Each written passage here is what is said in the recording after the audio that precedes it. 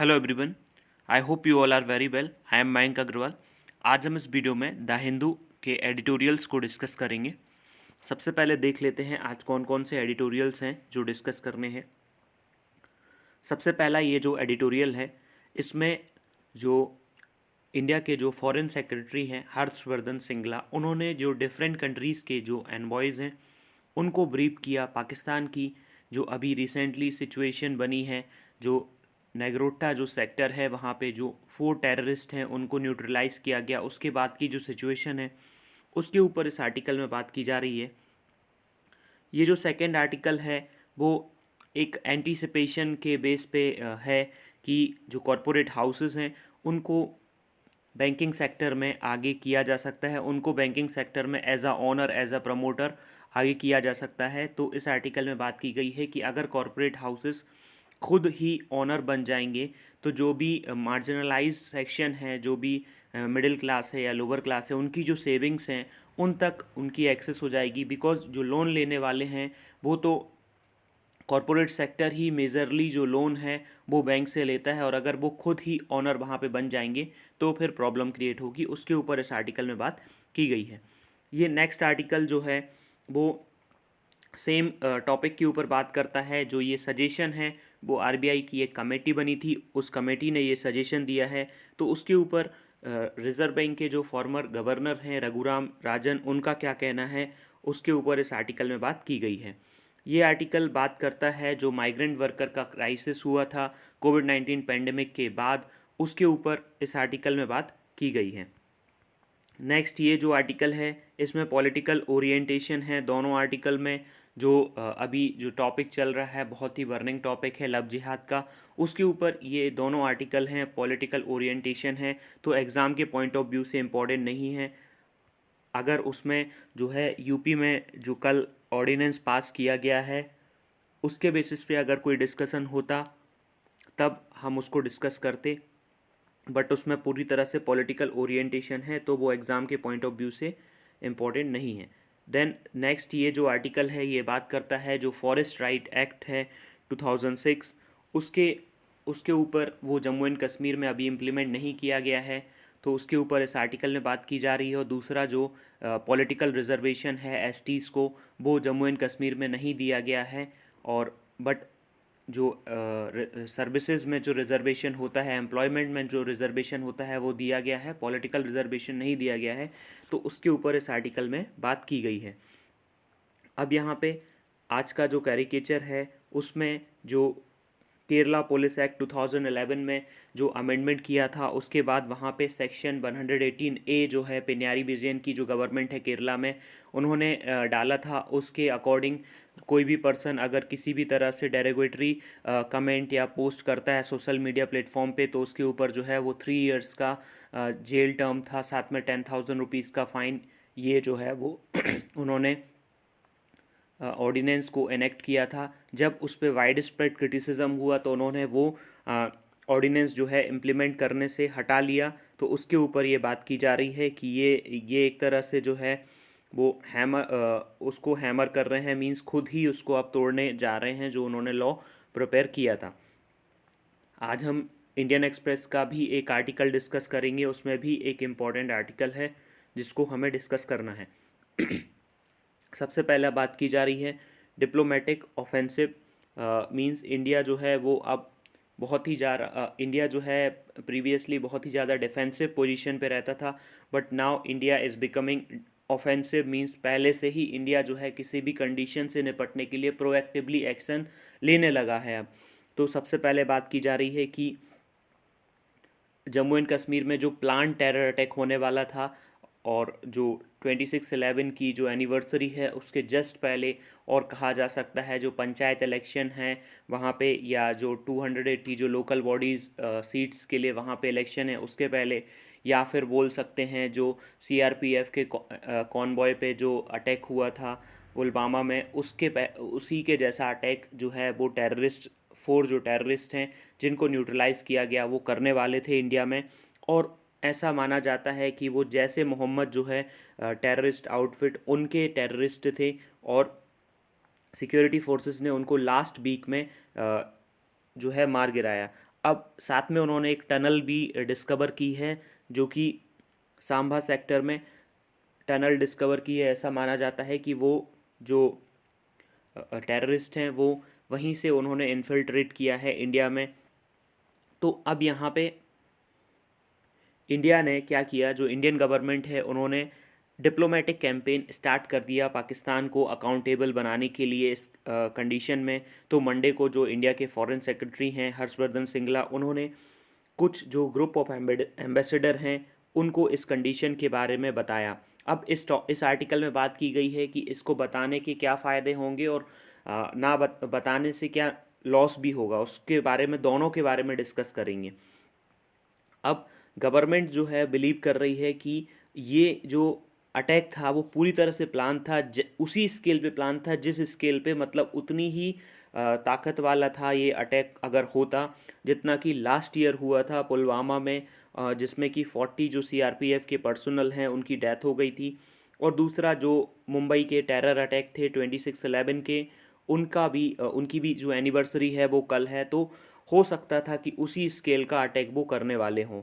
तो जो एनबॉयज़ हैं उनको सबसे पहले ब्रीफ किया गया और इंडिया के जो भी डिफरेंट कंट्रीज़ में मिशन है उनको इंस्ट्रक्ट किया गया कि जो भी डिटेल है, इंफॉर्मेशन डॉकेट है, वो उनको हैंड ओवर किया गया कि क्या क्या सिचुएशन थी, क्या हुआ है। और जिसमें कि डिटेल्स हैं एनकाउंटर की, नेग्रोटा जो सेक्टर है वहाँ पे between the suspected terrorist hiding in the truck, और वहाँ पे जो सस्पेक्टेड टेररिस्ट हैं वो ट्रक में छुपे हुए थे और सिक्योरिटी फोर्सेस, उन दोनों के बीच में एनकाउंटर हुआ, जिसमें कि AK-47 rifles, 29 grenade, 7.5 kilogram of RDX means research and development explosive and explosive material the man allegedly had, और उनके पास ये सारी चीज़ें थीं। तो अब ये एक ऑर्डिनरी एनकाउंटर इस बात से भी नहीं था, बिकॉज प्राइम मिनिस्टर ने खुद इस बात के लिए अपना एक ट्वीट किया था। उस ट्वीट में उन्होंने स्पेसिफिकली, प्राइम मिनिस्टर ने पाकिस्तान का जो है वो नाम लिया। हालांकि जो इंडिया के प्राइम मिनिस्टर हैं वो किसी भी कंडीशन में किसी पर्टिकुलर कंट्री का नाम नहीं लेते हैं, वो इनडायरेक्टली बात करते हैं, बट इस बार उन्होंने डायरेक्टली जो है वो पाकिस्तान का नाम भी लिया है। और उन्होंने ये बात बोली है कि nefarious attempt to target grass root level democratic exercise in Jammu and Kashmir. Jammu and Kashmir में अभी जब आर्टिकल 370 को रिवोक किया गया था 5 अगस्त 2019 को, उसके बाद से वहाँ पे फर्स्ट टाइम जो है डेमोक्रेटिक एक्सरसाइज स्टार्ट हो रही है। और जो कॉन्स्टिट्यूशन का 73rd अमेंडमेंट है, जो कि 3 टायर गवर्नमेंट होती है, जो पंचायती राज के जो इलेक्शन होते हैं, पंचायती राज इंस्टीट्यूशन है, उसके भी इलेक्शन वहाँ पे होने वाले हैं। तो वो पूरी तरह से फुल फ्लेज्ड वहाँ पे डेमोक्रेटिक प्रोसेस जो है स्टार्ट होने वाली है। तो उसको एक तरह से रोकने के लिए ये जो टेररिस्ट हैं वो आए थे। और जो डिस्ट्रिक्ट डेवलपमेंट काउंसिल के इलेक्शन हैं वहाँ पे, वो भी 28 नवंबर से रिसेंटली स्टार्ट होने वाले हैं। तो उसके बेसिस पे ये एक तरह से terrorist attack on the back of that होने वाला था। अब यहाँ पे अगर गवर्नमेंट जो है इंटरनेशनल कम्युनिटी को इस कंडीशन के बारे में इन्फॉर्म कर रही है, तो इसके प्रॉस ये हैं कि गवर्नमेंट पहले से ही इंटरनेशनल कम्युनिटी को ये बता देना चाहती है कि अगर इंडिया रिटेलिएट करेगा, अगर इंडिया जो है वो रिटेलिएट करेगा, तो वो उस कंडीशन की वजह से इंडिया ने रिटेलिएट किया क्योंकि पाकिस्तान ने 4 टेररिस्ट इंडिया के टेरिटरी पे भेजे थे। और इससे जो है वो दूसरी चीज़, इंडिया चाहता है कि जो अदर कंट्रीज़ हैं वो भी एक्नॉलेज करें कि इंडिया में वाइड स्प्रेड क्रॉस बॉर्डर जो टेरर अटैक हैं वो आए दिन होते रहते हैं। तो अब यहाँ पे जो सेकेंड जो है, पाकिस्तान को इस बात के लिए ज़िम्मेदार ठहराना, क्योंकि पाकिस्तान खुद ही ये बात बोलता रहता है कि वो इंडिया से आने वाले टेररिस्ट से परेशान है, मतलब उल्टा चोर कोतवाल को डांटे, ऐसी बात है वहाँ पे। अब यहाँ पे पाकिस्तान जो है वो उसके ऊपर FATF जो कि फाइनेंशियल एक्शन टास्क फोर्स, जो कि ग्लोबल बॉडी है जो टेरर फाइनेंसिंग और मनी लॉन्ड्रिंग के जो केसेस है उसके ऊपर उसका जो है एक तरह से वॉचडॉग है। उनका भी डिसीज़न आना है पाकिस्तान के ऊपर 2021 फेब में कि उनको ब्लैकलिस्ट किया जाना चाहिए या फिर पाकिस्तान जो है वो ग्रे लिस्ट में रहेगा, बिकॉज पाकिस्तान एक तरह से इनेबिलिटी है, इनेबिलिटी शो कर रहा है कि टेररिस्ट जो भी टेरर फाइनेंसिंग है उसको कर्ब नहीं कर पा रहा है, और जो भी टेरर इन्फिल्ट्रेट करते हैं, टेरर फैलाते हैं, उन ग्रुप को भी पाकिस्तान जो है वो शट डाउन नहीं कर पा रहा है। जैसे जैसे मोहम्मद हो गया, लश्कर ए तोयबा हो गया, और इमरान खान की जो गवर्नमेंट है वो अगर ये कंडीशंस फुलफ़िल कर लेती है तो इंडिया एक प्रकार से पाकिस्तान पे प्रेशर भी बनाना चाहता है कि अगर जो है पाकिस्तान इन कंडीशन की वजह से इन जो आउटफिट हैं, टेरर आउटफिट, उन पे किसी तरह का जो है रोक लगाता है, तो इस रीज़न में जो है वो पीस भी इस्टेब्लिश हो सकती है। अब दूसरी कंडीशन ये है कि इस चीज़ के जो इंटरनेशनल कम्युनिटी को इन्फॉर्म करने के क्या एक तरह से जो है कौन्स प्रॉस हो सकते हैं, क्या उसके कौन्स हो सकते हैं, मतलब क्या इससे ऐसी कंडीशन बन सकती है जिससे इंडिया को बचना चाहिए था। कि गवर्नमेंट को ये ध्यान रखना चाहिए कि अगर वो ग्लोबल कम्युनिटी को इन्फॉर्म कर रहे हैं तो वो एक तरह से उनके लिए उल्टा भी पड़ सकता है, बिकॉज जो अदर कंट्रीज़ हैं वो एक तरह से इंटरवीन भी कर सकती हैं इस रीज़न में, बिकॉज अगर आप उनको इन्फॉर्म कर रहे हैं और उनके इंटरेस्ट पाकिस्तान या पाकिस्तान की जो अदर कंट्रीज़ जो हेल्प करती हैं उन कंट्रीज़ के साथ अगर उनके रिलेशन किसी तरह से जो हैं वो काफ़ी अच्छे हैं, तो वो इंटरवीन कर सकती हैं इस क्षेत्र में। और पाकिस्तान और इंडिया दोनों चाहते हैं कि इंडिया तो चाहता है कि ये जो कंडीशन है वो बायलेटरल ही रहनी चाहिए, बिटवीन टू कंट्रीज़ ही ये जो चीज़ें हैं वो रहनी चाहिए। तो जैसे यहाँ पे नेग्रोटा में इंडिया ने जो किया है, तो पीसफुल जो भी डेमोक्रेटिक प्रोसेस है वो आगे बढ़ रही है, और पाकिस्तान कितना भी जो है वो उसको डिरेल करने की कोशिश करे, बट इंडियन गवर्नमेंट जो है कमिटेड है वहाँ पे ये एक्शन लेने के लिए। अब दूसरा है डेंजरस सजेशन, जो Indian reserve bank of India है, उन्होंने जो है एक कमेटी प्रिपेयर की थी, इंटरनल पैनल बनाया था, जिस पैनल ने अपना जो सजेशन है वो 20 नवंबर को दिया। हालांकि जो आरबीआई है वो हमेशा से ही बहुत सारे पैनल बना लेता है जो कभी भी लाइमलाइट में नहीं आते, बट ये वाला जो पैनल है इसने सजेशन दिया है कि जो भी लेजेसी लैंडर्स हैं, जो मतलब पुराने जो बैंक हैं जो बंद हो गए उनके जो ऑनर्स हैं, साथ में कुछ जो कॉरपोरेट हाउसेस हैं या न्यूअर एंट्रेंट्स हैं, नए जो लोग हैं बैंकिंग सेक्टर में आना चाहते हैं, उनको बैंकिंग लाइसेंस दिया जाना चाहिए, ऐसा इन्होंने सजेशन दिया है। और उनको जो है बैंक का प्रमोटर बनाया जाना चाहिए, साथ में जो मेजॉरिटी शेयर होल्डर हैं वो जो है कॉरपोरेट सेक्टर, जो प्राइवेट सेक्टर है उसको होना चाहिए, नए वाले जो अब प्राइवेट बैंक हैं। तो ये जो सजेशन है इसके ऊपर एक तरह से 3 लोगों ने जो है वो संदेह बताया है, मतलब उनका एक तरह से इस पे एंटिसिपेशन है। जो रिज़र्व बैंक के जो फॉर्मर गवर्नर थे रघुराम राजन, साथ में जो रिज़र्व बैंक के डेप्यूटी गवर्नर थे विरल आचार्य, और दूसरा जो स्टैंडर्ड एंड पुअर जो रेटिंग एजेंसी है, उन्होंने भी इस बात के ऊपर एंटिसिपेट किया है, मतलब अंदेशा जताया है कि अगर ऐसा हो जाता है तो जो सेंट्रल बैंक है उसके जो बैंक्स हैं, जो बैंक बनेंगे जिनके प्रमोटर जो है प्राइवेट रहेंगे, तो फिर उससे प्रॉब्लम ये होगी कि वो कॉरपोरेट हाउसेस जिनको लोन की आवश्यकता होती है, वो जो स्मॉल और मीडियम जो पर्सनस हैं उनकी जो सेविंग्स हैं उनको भी एज अ लोन में ले लेंगे, और फिर उससे जो है प्रॉब्लम्स क्रिएट होंगी, और हो सकता है कि वो मनी जो है वो वापस ना आए। और इसमें बात की जा रही है कि प्रमोटर्स को बैंकिंग रेगुलेशन एक्ट 1949 में जो है वो अमेंडमेंट करके प्रमोटर्स को अलाउ किया जाएगा, ये बात यहाँ पे की जा रही है। अब दूसरी चीज़ जो इन्होंने जो आर्टिकल लिखा उसके ऊपर ये बताया है कि जो 2 बैंक हैं जैसे लक्ष्मी विलास बैंक और दूसरा यस बैंक, उनको जो है रिज़र्व बैंक जो है वो अभी उसको बेल आउट करना पड़ा। तो इससे पता चलता है कि बैंकिंग सेक्टर में कितनी ज़्यादा ऐसी कंडीशन बनी हुई है,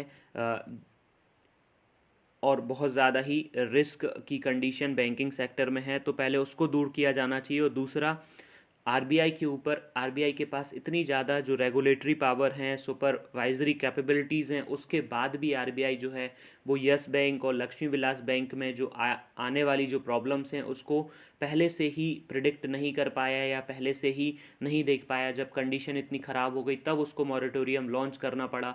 तो अब जब प्राइवेट के ऊपर इतना ज़्यादा जो है वो रिज़र्व बैंक अगर प्राइवेट बैंक्स को जो है प्रमोटर्स बनाने दे देगा, तो फिर उससे जो कंडीशन है जो स्मॉल हाउस होल्ड्स हैं उनकी जो सेविंग्स हैं उनके ऊपर जो है वो प्रॉब्लम आ सकती है। तो यहाँ पे राइटर का कहना है कि रिज़र्व बैंक को ये सारा कुछ जो है ऑनरशिप का जो लिबरलाइजेशन है, उनके जो ये नॉर्म्स हैं उनको हटा देना चाहिए और उनको कोई एक ऐसे सेल्फ पे डाल देना चाहिए जहाँ से वो वापस कभी ना आए। तो ये इस आर्टिकल में बात की गई है। अब नेक्स्ट जो आर्टिकल है इसमें बात की जा रही है कि जम्मू एंड कश्मीर का जब आर्टिकल 370 वहाँ पे रिवोक किया गया तो उसके साथ ही जो सेंट्रल गवर्नमेंट के जितने भी लॉज हैं वो वहाँ पे इम्प्लीमेंट हो गए, बट जो फॉरेस्ट राइट एक्ट है वो वहाँ पे इम्प्लीमेंट नहीं किया गया। और दूसरा जो फॉरेस्ट ड्वेलर्स हैं जिनको नोमेड्स या फिर ट्राइबल पीपल भी कहते हैं, उनको जो है वहाँ पे रिजर्वेशन, पॉलिटिकल रिजर्वेशन नहीं दिया गया है।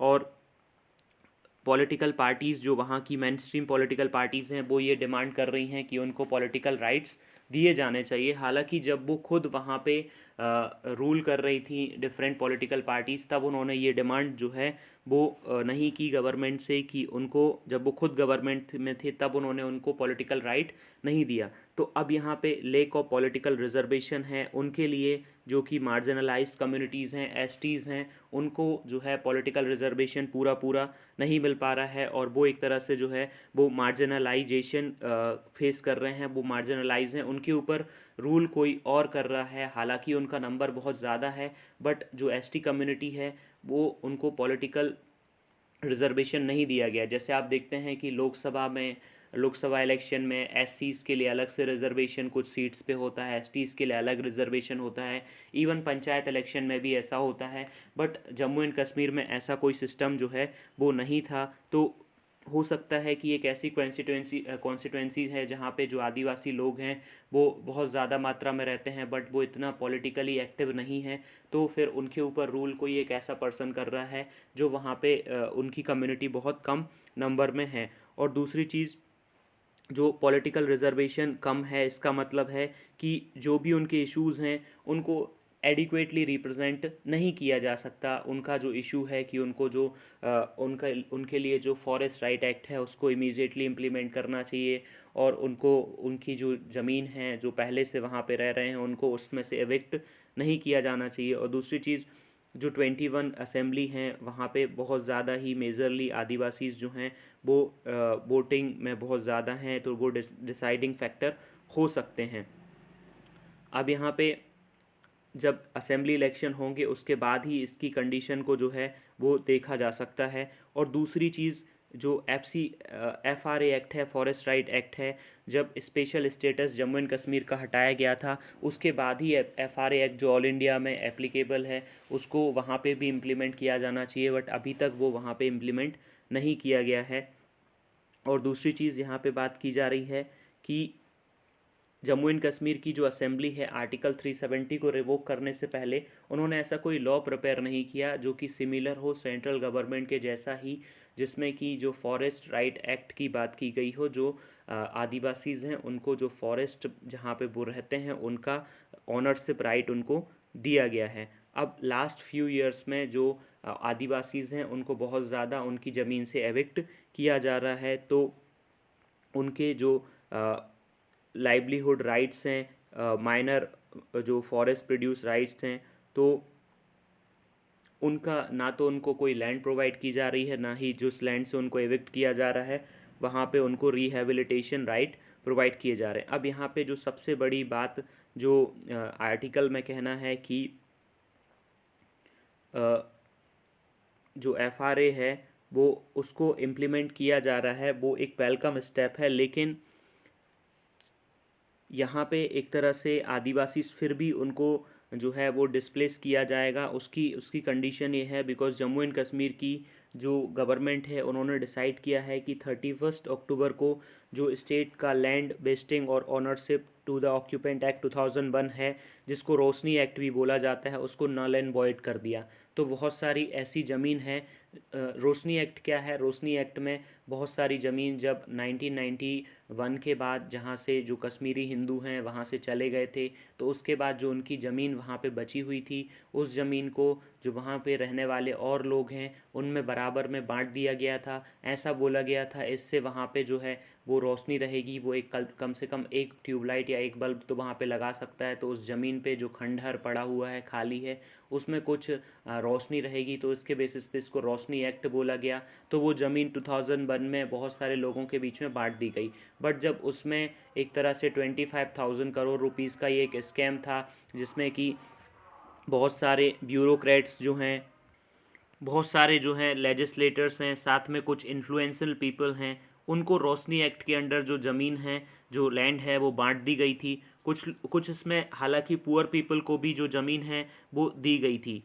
बट जो कुछ लैंड है वो आदिवासीज़ को भी जो है वो प्रोवाइड की गई थी। बट वहाँ पे फॉरेस्ट राइट एक्ट जो है वो अब इम्प्लीमेंट तो किया जा रहा है, बट जो लैंड है वो उनसे रिट्राइव की जा रही है, बिकॉज हाई कोर्ट का एक डिसीज़न है जिसके बेसिस पे अब वो जो लैंड है वो पूरी तरह से जो भी रोशनी एक्ट के अंडर डिस्ट्रीब्यूट की गई थी उसको वापस लिया जाना है। तो उसमें जो पीरियड है कि जो भी लैंड फॉरेस्ट ड्वेलर्स, जो फॉरेस्ट राइट एक्ट है उसमें एक पीरियड है कि जो भी लैंड December 13, 2005 के बाद मतलब जो भी आदिवासी December 13, 2000 के पहले एक पर्टिकुलर प्लेस पे रह रहे थे, उनका उस रीजन पे फॉरेस्ट राइट रहेगा। लेकिन रोशनी एक्ट के अंडर जो ज़मीनें डिस्ट्रीब्यूट की गई हैं आदिवासीज़ को, उसमें तो वो 2001 में जो है वो डिस्ट्रीब्यूट की गई हैं। तो इसमें कोई भी कट ऑफ डेट बताई नहीं गई है। JNK के केस में, जम्मू एंड कश्मीर के केस में ये कट ऑफ डेट नहीं है फॉरेस्ट राइट एक्ट में। ऑल ओवर इंडिया में तो ये डेट है, बट जम्मू एंड कश्मीर में ये डेट नहीं है।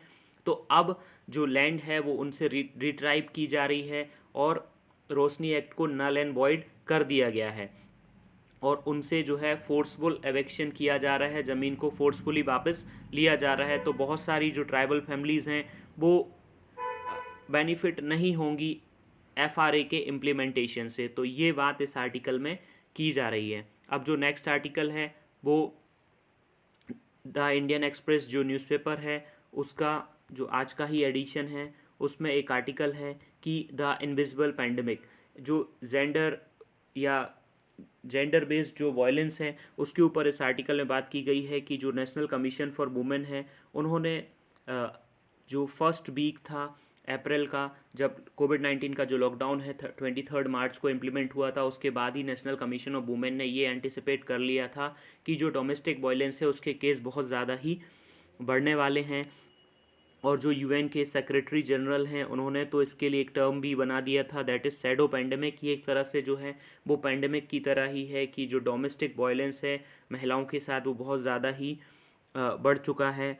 अब यहाँ पे जो भी पुलिस हैं या शेल्टर्स हैं या हेल्पलाइन हैं, वो जितना भी चीज़ें कंफर्म करते हैं डोमेस्टिक वायलेंस के, वो बहुत ही कम रहते हैं, बिकॉज 50% से ज़्यादा तो जो केस हैं वो रिपोर्ट नहीं होते हैं। और बहुत ज़्यादा ही अभी अलार्मिंग इंक्रीज़ हुआ है कोविड-19 पैंडमिक की वजह से। जो लॉकडाउन है, जॉब डिस्ट्रेस है, अनएम्प्लॉयमेंट का केस है और जो वर्क फ्रॉम होम है उसकी वजह से बहुत ज़्यादा ही जो डोमेस्टिक वायलेंस है वो अलार्मिंगली इंक्रीज़ हो रहा है। वुमेन हो या फिर जेंडर बेस्ड जो वायलेंस है, सेक्सुअल माइनॉरिटीज़ हैं, वो सारी जो हैं इंडोर कन्फाइन है, क्योंकि अभी their abuser even making a call और stepping out for shelters were likely to be very challenging. क्योंकि वो अपने जो उनके अब्यूज़र्स हैं वो अभी घर से बाहर नहीं जा पा रहे हैं। वो हो सकते हैं उनके हस्बैंड हों या उनके केयर टेकर हों, कोई भी ऐसा जो पर्सन है वो हो सकता है। दूसरी चीज़, जो इन पर्सनस को जो विक्टिम हैं उनका सपोर्ट करते हैं, विक्टिम सपोर्ट सर्विस है, एडवोकेसी है अगेंस्ट जेंडर बेस्ड वायलेंस, वो भी उनको भी जो स्टेट है वो सपोर्ट अभी इतने अच्छे से नहीं कर पा रही है कि वो आगे आके फोर फ्रंट पे आके उन लोगों की हेल्प कर सकें। और सोसाइटी भी ऐसी हो गई है कि उन्होंने भी इस बात का एक तरह से इस बात का संज्ञान नहीं लिया कि जो भी केस है वो बहुत ज़्यादा ही बढ़ रहे हैं। किसी भी तरह का जो है सोशल प्रोटेक्शन उन लोगों को नहीं दिया गया है। ये जो इम्पैक्ट है डोमेस्टिक वायलेंस का वो कोविड-19 के बिल्कुल उतनी ही इंटेंसिटी का है जितना कि कोविड-19 है। अब यहाँ पे अभी तक जो भी पब्लिक डिस्कशन होता है पेंडेमिक के ऊपर वो जेंडर वायलेंस के ऊपर बात करता है, उसको डोमेस्टिक वायलेंस में कन्फाइन कर देता है। लेकिन जो डोमेस्टिक वायलेंस है जो वायलेंस है उसको कैटेगोरिकली सिर्फ डोमेस्टिक वायलेंस नहीं बोला जा सकता। ये बहुत सारी चीज़ें हो सकती हैं जैसे कि domestic violence, rape, sexual assault, street sexual harassment, work place sexual harassment, custodial rape, conflict related sexual communal violence. मतलब कोई अगर पर्टिकुलर पर्सन है, कहीं पे वॉर चल रहा है तो वॉर में जो फीमेल हैं उनका भी उनके ऊपर भी वायलेंस हो सकता है। कहीं पे ड्रोन स्ट्राइक हुई है उसकी वजह से भी हो सकता है। कास्ट वायलेंस भी हो सकता है। तो वायलेंस एक तरह का शॉर्ट हैंडेड लैंग्वेज है कि एक पर्टिकुलर जगह पे पावर प्ले को दिखाने के लिए different kind of context of violence एक ही चीज़ के अंडर लाई करते हैं, जहाँ पे एक मेल जो है वो अपना जो है वो डिज़ायर टू कंट्रोल शो करने की कोशिश करता है। अब यहाँ पे बात की जा रही है कि जो एक पर्टिकुलर मेल है वो अगर पुलिस डिपार्टमेंट में वर्क करता है और वो अगर जो है ब्रूटैलिटी पर्टिकुलर जो अंडर ट्रायल है उनके ऊपर करके आ रहा है, अपने घर पे जब वो आएगा तो उसके अंदर वही सारी चीज़ें रहेंगी, तो वो अपने घर की जो महिलाएं हैं उनके साथ भी वैसे ही बिहेव करेगा और कोएर्सिव फोर्स ही दिखाएगा। तो जो चाइल्ड है वो भी उस वायलेंस को देख रहा है और वो भी इसी तरह से विटनेस कर रहा है और आगे वो भी यही कंडीशन जो है वो आने वाले केस में करेगा। तो अब बात की जा रही है कि